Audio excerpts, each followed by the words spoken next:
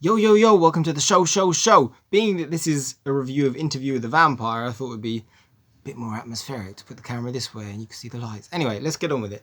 So, Interview with the Vampire, this is the 30th year anniversary for a film that I just saw, hold it, for the first time. It's kind of shocking, isn't it? This film is funny because it's kind of got quite a significant plays a significant role in my life because really one of my absolute closest friends was obsessed with this film while we were growing up. He just loved it, and it's kind of surreal to me that I never saw it because he would draw vampires and come up with stories about vampires and talk about them, and he just loved that movie. And I watched so many films with him, and we never watched this one. So it's strange. To me, it was always like it's never the right moment. It's got so much of a kind of world built around it that I sort of needed the perfect time to see it, and now I've seen it in the cinema. So that was like, oh, right, cinema, it's in the cinema, let's see it. So anyway, let's get on with this review. I'm going to review this in 3 steps. I'm going to say first what's good about it, and then I'm going to say what the film means, what it's about, and then I'm going to say overall what I thought about it. So first of all, it looks fantastic. It's beautiful 90s cinematography. The camera work in the 90s was really top tier stuff. They had some amazing cinematographers, very, very controlled, very smooth. Things changed a lot when things went digital. This is like totally professional, massive scale, epic kind of cinematography, just landscapes, just so much money in the movie. And it shows, and it looks terrific. The music, similarly, big Hollywood, swelling orchestral score, all high end stuff. You just know that these are professionals. The performances are quite interesting. Brad Pitt wasn't as big then. He's good. I wouldn't say he's great. It's like he's great in moments. I really love Brad Pitt. He's great, but in this movie, it's like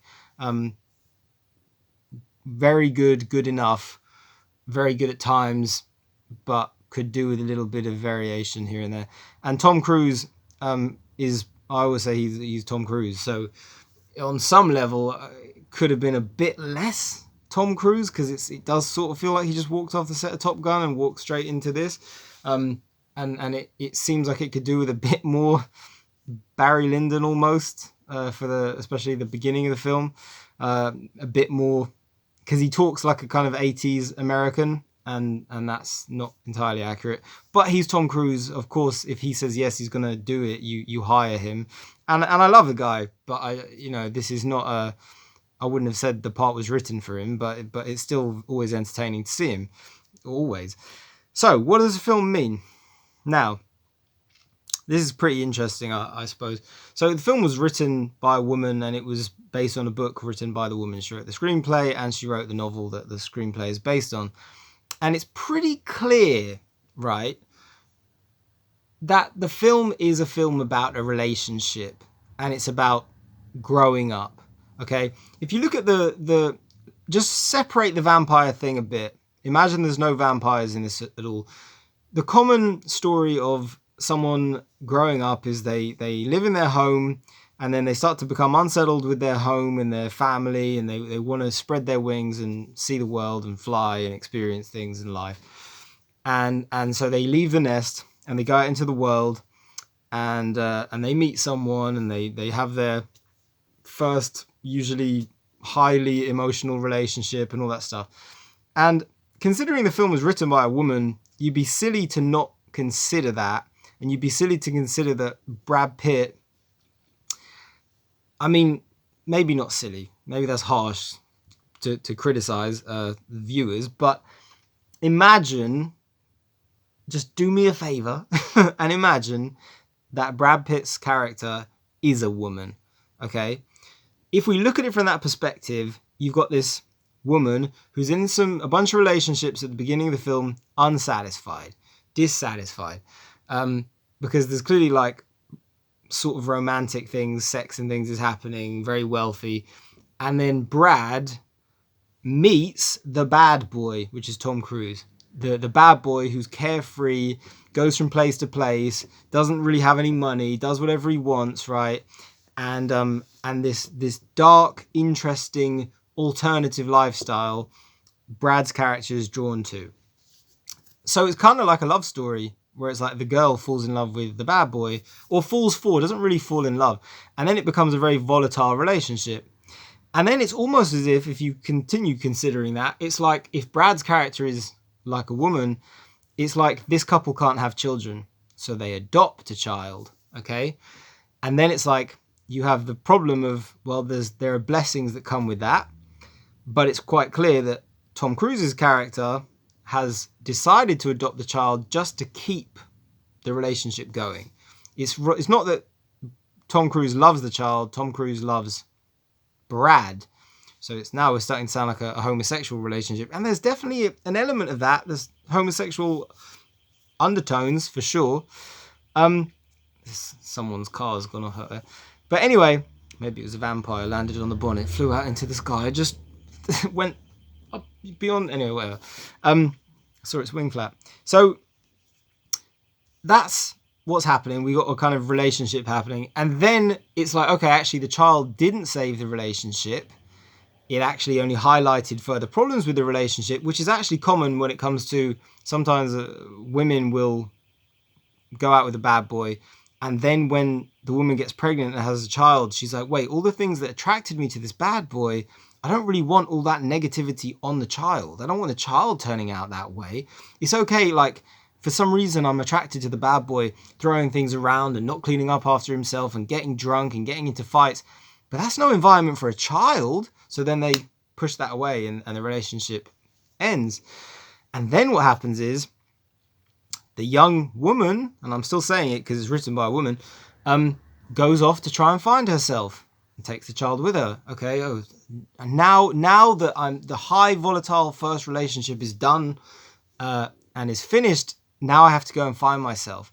So that's what happens. And you, how do you find yourself? Well, you travel and you try to find people like you.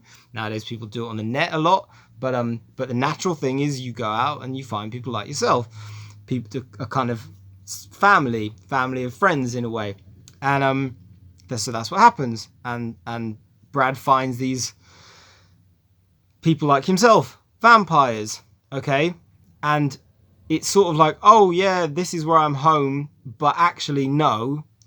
And then Antonio Banderas comes in, which becomes, after a lot of what to me feels a little bit overly bloated, the finding yourself stuff. He's like, oh, here's the alternative second relationship now. Antonio Banderas, the leader of the gang. And but Brad's character, still seeing it kind of like a woman, is like, no, I've outgrown this. I see the red flags. I see the power problem here. I see how all the ways this will become a fractured, toxic relationship in a way. So Brad, in a kind of a female perspective way, is like, actually, no. I've been with the bad boy. I'm not doing it a second time. And then goes home, goes back to the hometown, and that's the common thing. The bird flees the nest, and then it goes back. But of course, in amongst this, he's lost the child, and that's the true devastation. And that's it's almost like a mother yearning for the lost child and saying, "Well, the father never loved it. I loved it." And then there's a scene where Brad even makes peace with the first love, which would have stayed in his head. Makes peace with the Tom Cruise character, which metaphorically speaking is like going back to the first one and the first love and saying, oh, that broke my heart, but let's make some amends. So it kind of is more a relationship story than anything. And maybe the writer, maybe she'd gone through certain things and she put herself and her experiences into this fictional story. It's not a great film, I have to say. It's got greatness in it. It's got spectacular stuff in it.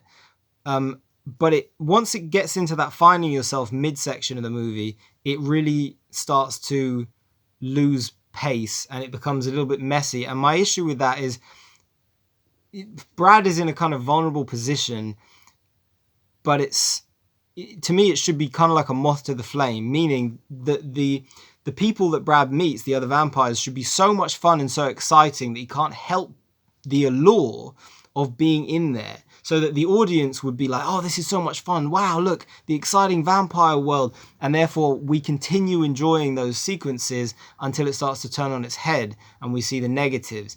But it's kind of done negatively immediately, and that to me is a bit of a failure when it comes to the storytelling. Also, a kind of a failure is when Brad meets Tom Cruise at the end of the film. It's like, what? Tom, he's just been sitting in a chair for like 400 years? Like, no, that's just stupid. That character would never do that, because we know that Tom Cruise character. If you're going to eat rats and crocodiles and snake blood just to get out of a swamp, he is going to go outside and eat someone just to get back to himself. Anyway, and then the ending of the movie in terms of the meaning is sort of like, sometimes a person in a relationship thinks I've grown and doesn't see that the bad boy is still off doing the same thing and meets someone else, and the bad boy is going to hurt them in the same way that the woman was hurt. So yeah, if you look at it like Brad is a woman, it suddenly just becomes a relationship story, and then they just call them vampires. And isn't it unusual, not unusual, let's say, that then Twilight happened, and that's the same thing, but it's more obvious. Although I never actually sat through Twilight. Not to discredit it, I didn't watch it. But yeah, it's not great. It's not great. It's got some flaws. I have to say, Kirsten Dunst is so good. She's so good in it. She's the best thing in the movie. Like, and there's a lot of great stuff in the movie. I don't mean to discredit it. I loved seeing Brad Pitt in it, and Tom Cruise was fun, but they're not great.